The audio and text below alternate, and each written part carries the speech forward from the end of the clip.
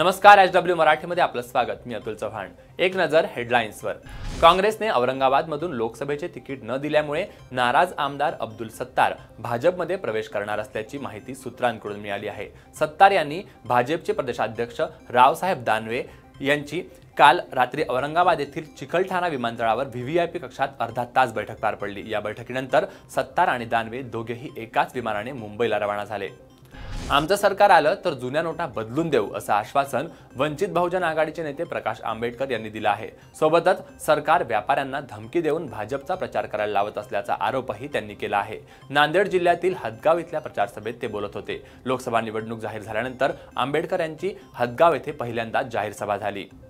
देशभरात लोकसभा निवडणुकीच्या प्रचाराला वेग आला असून काँग्रेस भाजपा एकमेकांवर आरोपांच्या फैरी झाडत आहे। यातूनच देशभक्त, हिंदू राष्ट्रवाद असे मुद्दे निवडणुकीत समोर येत असतानाच नितीन गडकरी यांनी यावर भाष्य केलंय। मी राष्ट्रवादी आहे हे सगळ्यांना माहीत आहे।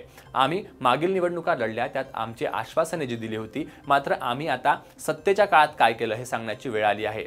मी धर्म जात या आधारे निवडणूक लढवत नाही। या निवडणुकीत मी जनतेसाठी कोणकोणती कामे केली हे सांगून प्रचार करणार असल्याचंही नितीन गडकरी यांनी सांगितलंय।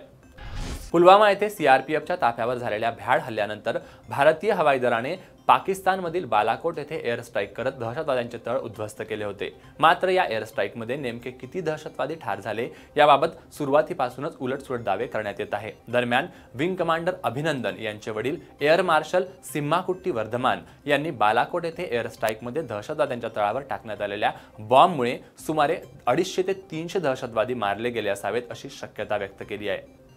भारतीय बँकांनी मध्यसम्राट विजय माल्याची बँक खाती ताब्यात घेण्याची प्रक्रिया सुरू केल्याने त्यावर स्थगिती आणण्यासाठी माल्याने प्रयत्न सुरू केले आहे। आपल्या आर्थिक चणचणीची कहाणीच त्याने कोर्टापुढे ऐकवली आहे। माझ्याकडे उदरनिर्वाहासाठी पैसे नाही, माझा उदरनिर्वाह माझ्या पत्नीच्या आणि मुलांच्या पैशावर चालतो आणि माझी बँक खाती गोठवली जाऊ नयेत अशी विनवणी माल्याने कोर्टाला केली आहे।